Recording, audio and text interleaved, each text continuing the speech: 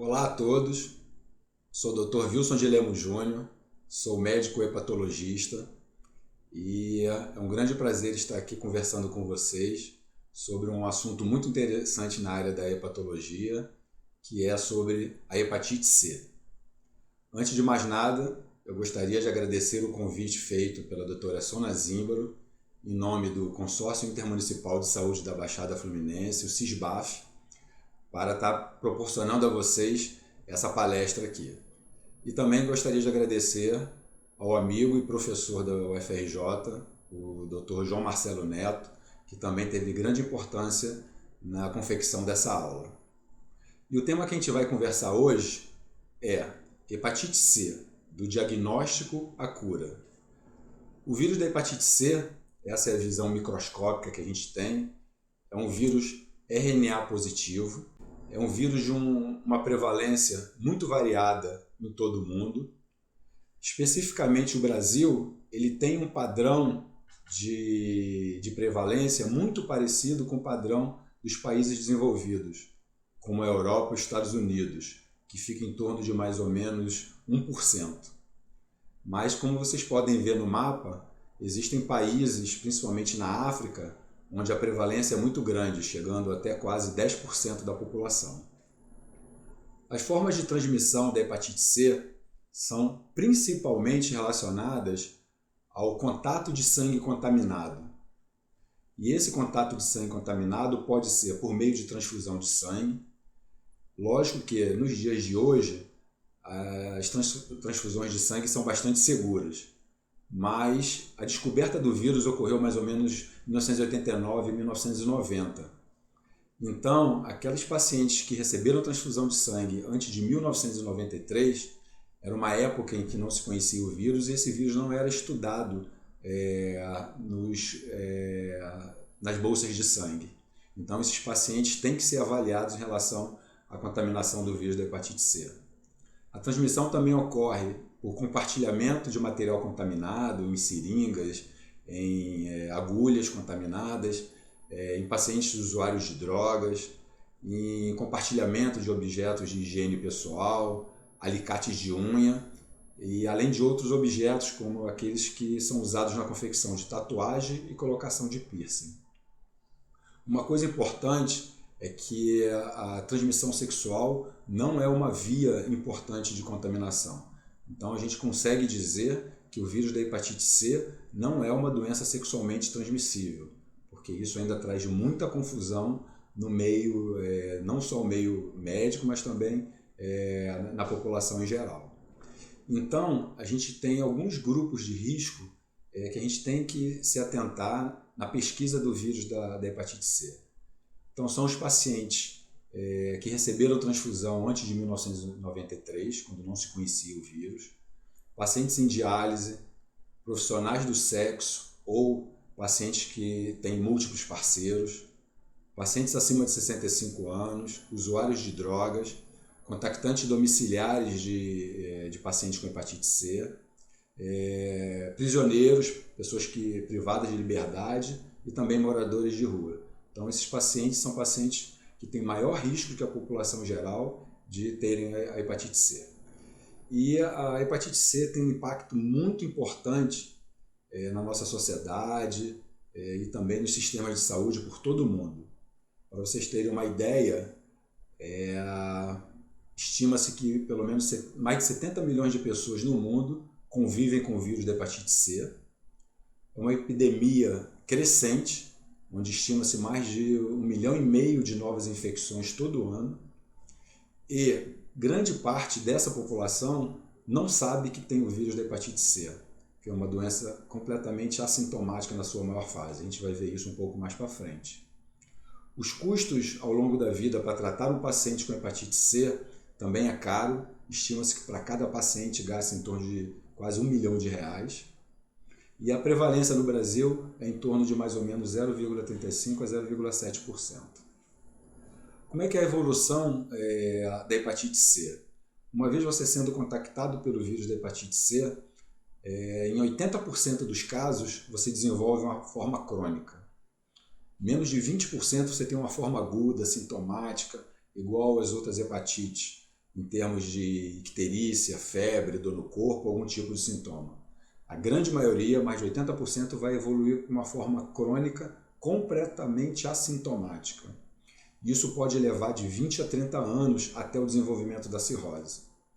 O que vai definir esse tempo, se vai ser mais para 20 ou mais para 30 ou até 40 anos, são condições associadas que aumentam a progressão da doença, como por exemplo etilismo, diabetes, obesidade. Então essas são condições associadas que fazem com que o paciente desenvolva cirrose mais precocemente. Mas o tempo de que leva a cirrose é de mais ou menos 20 a 30 anos. Uma vez o paciente estando com cirrose, ele leva em torno de mais ou menos 10 anos para começar a se tornar assintomático. E aí são as complicações da cirrose, tá? Que são complicações graves, como ascite, hemorragia digestiva, encefalopatia hepática e o desenvolvimento do carcinoma hepatocelular. E é exatamente nesse estágio que a gente não quer que o paciente chegue, porque realmente é uma fase muito tardia da doença. Que a gente tem que conseguir identificar os pacientes que estão na forma assintomática e que vão se beneficiar muito do tratamento.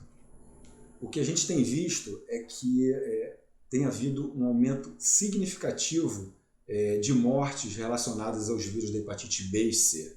Vocês podem observar no gráfico aqui, a mortalidade por hepatite B e C está maior de pacientes com malária, com HIV e com tuberculose. E estima-se que até 2040 a soma de mortos relacionados à hepatite crônica B e C seja maior do que a soma dessas três doenças. Ou seja, a gente precisa estar ciente de que a gente tem que buscar ativamente o diagnóstico desses pacientes e oferecer alguma possibilidade de tratamento. Especificamente em relação ao vírus da hepatite C, o que a gente pode dizer é que de todos os vírus que a gente conhece, o vírus da hepatite C é o único que tem tratamento e que tem cura. Existem vários estudos já mostrando que os pacientes que ficam com níveis indetectáveis de vírus, esses pacientes eles podem ser considerados curados. A doença não volta. Isso é muito importante, é diferente de vírus como, por exemplo, hepatite B e HIV, onde você consegue com tratamento uma redução até negativação da carga viral, mas se você suspender a medicação, o vírus volta. O HCV é completamente diferente. Uma vez a gente tratando esse paciente, uma vez ele ficando negativo durante 12 meses, que é o que a gente chama de resposta virológica sustentada, com 12 semanas pós-tratamento, esse paciente é considerado curado. O vírus não volta. E essa é um dos maiores benefícios do tratamento do vírus da hepatite C. É a cura. A gente realmente consegue curar o paciente com hepatite C crônica. E o que a gente tem para oferecer de tratamento a esse paciente é facilitar o tratamento, a chegada desse paciente ao sistema de saúde.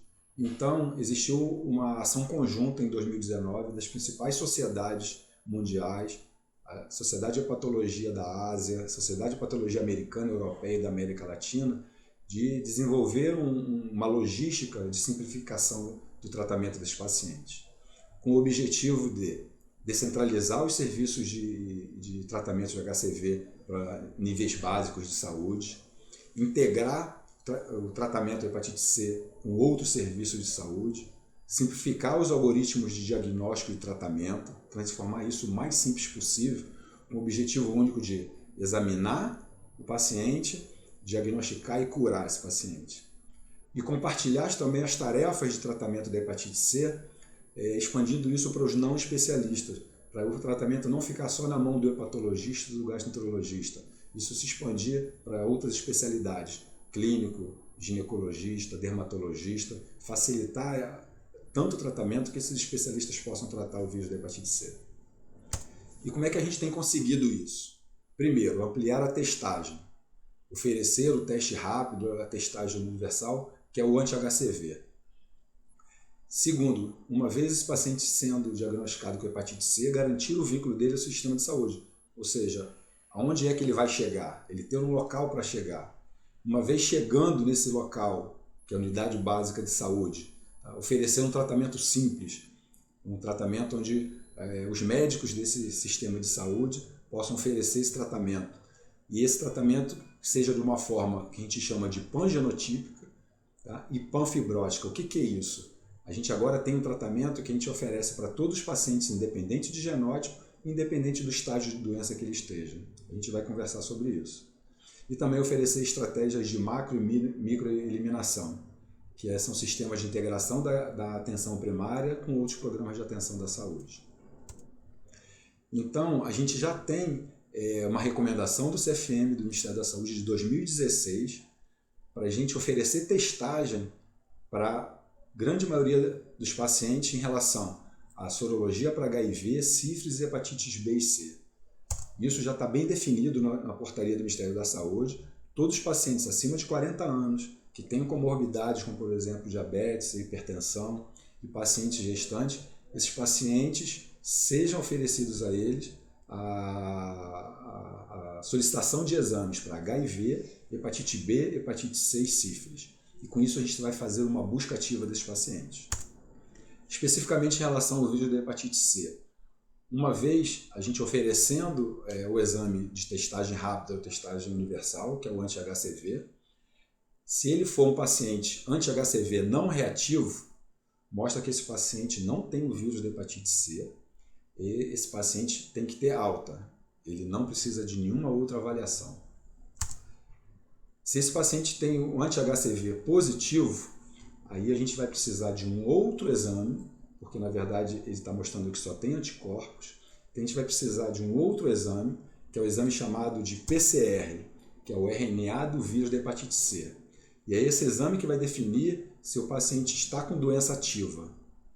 Se esse PCR for negativo, esse paciente não tem o vírus da hepatite C e esse paciente pode ser descartado, pode dar alta. Isso pode ser associado. Por que ele tem esse anti-HCV positivo? Pode ser um falso positivo do exame, ou ele pode ser um daqueles 20% de pacientes que curaram do vírus da hepatite C. Mas, uma vez o PCR negativo, esse paciente pode ser dado alta para ele. E o que a gente quer buscar é o paciente que é anti-HCV positivo e RNA positivo. Esse paciente realmente tem infecção atual pelo vírus da hepatite C e esse paciente tem que ser indicado para tratamento. O protocolo de tratamento de hepatite C de 2018 do Ministério da Saúde facilitou muito o tratamento. Antigamente a gente separava o tratamento por estágio de fibrose. Aqueles pacientes com fibrose leve não eram tratados, porque a resposta ao tratamento na época era muito ruim. A gente só tratava os pacientes com fibrose avançada. Isso acabou. Independente do estágio de fibrose, você tem fibrose leve, moderada ou cirrose, esse paciente tem que ser indicado para tratamento. E existem várias drogas que a gente pode oferecer para tratamento. Antes a gente separava isso por genótipo, dependendo do genótipo era um tipo de droga, uma outra droga. Hoje o tratamento é muito facilitado em relação a isso. E o que a gente sabe? Que o tempo de tratamento varia de 12 a 24 semanas e a chance de cura é extremamente alta, acima de 95%.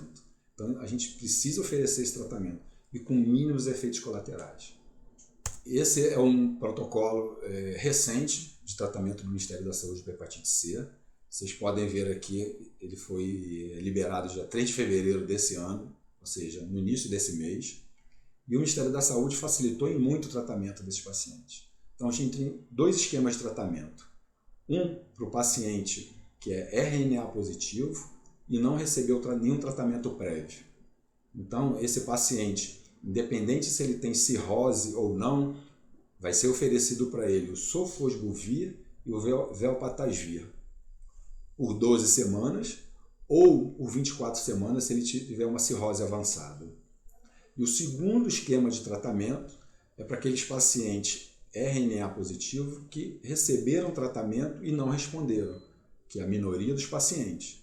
E esse paciente vai receber glecaprevir e pibrentasvir por 16 semanas, ou, se ele tiver uma cirrose avançada, sofosbuvir e velpatasvir por 24 semanas. Ou seja, um esquema extremamente simples, fácil de ser indicado e que pode ser utilizado por qualquer especialidade. Não precisa ser um hepatologista ou um gastroenterologista para avaliar isso. Uma coisa importante também que mudou é que não há necessidade mais da gente pedir a genotipagem do vírus da hepatite C. Antes a gente guiava o tratamento através do genótipo, existiam genótipos. O genótipo 1 era mais difícil de responder ao tratamento do que o 2, o 3. Hoje em dia esse é um exame que não é mais necessário fazer. E a dose dessas medicações também é extremamente simples. O sofosbuvir e o velpatasvir, 1 comprimido por dia, e o glecaprevir, o pibrentasvir, 3 comprimidos por dia. Uma outra coisa que o tratamento também está facilitado é que essas drogas não necessitam de ajuste de acordo com a função renal. Independente se tem insuficiência renal leve, moderada, grave ou diálise, não há necessidade de ajuste de bula. A dose e o tratamento é exatamente o mesmo. Isso facilita muito. Então, atualmente, a gente tem uma forma extremamente simplificada de tratar os nossos pacientes com hepatite C. Fazer o rastreamento desses pacientes na unidade básica, as unidades básicas de saúde tem esse exame. Os pacientes podem ser encaminhados para fazer isso, que é fazer o anti-HCV. Uma vez o paciente anti-HCV positivo e com PCR positivo, ele é necessário fazer um exame físico com exames laboratoriais simples, como um hemograma e um hepatograma. Através do hemograma e do hepatograma, a gente tem como saber, com exame de sangue, se esse paciente tem uma fibrose ou uma cirrose. Isso eu vou explicar para vocês como é que a gente pode fazer, existe um aplicativo para isso. Uma vez definido se ele tem fibrose ou se tem cirrose, é importante a gente avaliar potenciais interações medicamentosas. A gente está falando de pacientes com comorbidade, hipertensos, diabéticos, que usam muitas drogas, mas já adianto para vocês que essa combinação de drogas também não é coisa complicada. E uma vez tendo toda essa avaliação, o paciente já pode ser encaminhado para fazer o tratamento. E hoje em dia, a gente pode encaminhar para um posto de saúde para fazer o tratamento, ou a gente pode fazer o tratamento também nos consultórios. Isso é muito simples. Existe um formulário que vocês podem pegar na internet, formulário de hepatite C, imprime no consultório, vai preencher coisas extremamente simples e com essa folha preenchida, você já pode encaminhar para os locais de tratamento da Rio Farms, tem vários na cidade do Rio de Janeiro, em Nova Iguaçu tem, e esse paciente pode fazer um acompanhamento no seu consultório na clínica privada, não precisa mandar para o posto de saúde. Ou seja, a gente pode fazer o tratamento tanto no sistema público quanto também pela via privada com a medicação dada pelo SUS. Esse é um aplicativo interessante para quem quer tratar a hepatite C, ter no seu celular, com uma calculadora, é só colocar no Google, vocês vão achar isso fácil, calculadora de hepatite C. E aí essa calculadora dá para a gente o que a gente chama de APRE, que é uma classificação onde você usa o AST, que é o TGO, antigamente chamado de TGO, e as plaquetas. E ele faz um cálculozinho para você e você vai ter o cálculo do APRE. Se o APRE for acima de 1, ele tem uma fibrose avançada ou cirrose. Se ele for abaixo de 1, ele não tem fibrose avançada e cirrose. E isso vai te ajudar em relação à conduta do paciente, em relação à evolução da hepatite C. Em relação a polimedicações e a associação de drogas, existem vários sites como Interaction Checker, AppDrugs ou Comedication, onde você coloca as drogas que você está usando e ele vai dizer se tem que suspender, se tem que diminuir dose e vai te ajudar em relação a isso. Mas já adianto que a interação de droga é muito pequena, os efeitos colaterais são bem pequenos. Então, o que falta a gente fazer? A gente já tem uma forma simplificada de diagnosticar nossos pacientes com hepatite C. A gente já tem um acesso relativamente fácil desses pacientes ao tratamento e a gente tem um esquema de tratamento fácil de ser prescrito e com uma resposta muito grande, acima de 95% no tratamento dos pacientes. O que a gente precisa fazer é diagnosticar os pacientes que não sabem que têm hepatite C. Para vocês terem uma ideia, um cálculo matemático do sistema do SUS informa que a gente tem em torno de mais ou menos 700 mil pacientes infectados no Brasil por hepatite C, 186 mil diagnosticados e 167 mil tratados. Então, se a gente for fazer essa diferença, a gente tem pelo menos quase que 500 mil de pacientes no Brasil que estão subdiagnosticados e subtratados para hepatite C. E são esses pacientes que a gente tem que correr atrás, a gente tem que fazer uma busca ativa, a gente tem que pedir a sorologia para esses pacientes, para a gente oferecer um tratamento extremamente eficaz e com uma cura, e a gente vai estar proporcionando qualidade de vida para esses pacientes. Então, é essa fase que a gente também tem que botar na cabeça de buscar os pacientes. Eu gostaria de terminar aqui deixando algumas mensagens finais aqui, para ficar gravado na cabeça de todos vocês. Primeiro, o vírus da hepatite C é uma doença curável na grande parte dos pacientes. A gente é um único vírus que existe medicação de cura, e isso a medicina pode oferecer para esses pacientes. Segundo, a hepatite C ela é subdiagnosticada, embora a gente tenha os exames amplamente disponíveis. Então, colocar na nossa cabeça de pedir a sorologia para os pacientes. Terceiro, o tratamento é altamente eficaz e é disponível gratuitamente pelo SUS. Quarto, a gente já tem um modelo descentralizado, a gente já tem as unidades básicas de saúde, a atenção primária de saúde, já podendo receber esses pacientes para tratamento. Então, a gente pode encaminhar esses pacientes que eles vão ser tratados. E 5, a cascata de cuidados do paciente e a jornada do paciente, desde o diagnóstico até o tratamento, já está encurtada. Então, esse paciente já tem condição de receber esse tratamento e melhorar sua qualidade de vida. Eu gostaria de agradecer o convite feito, de poder conversar com vocês sobre a hepatite C.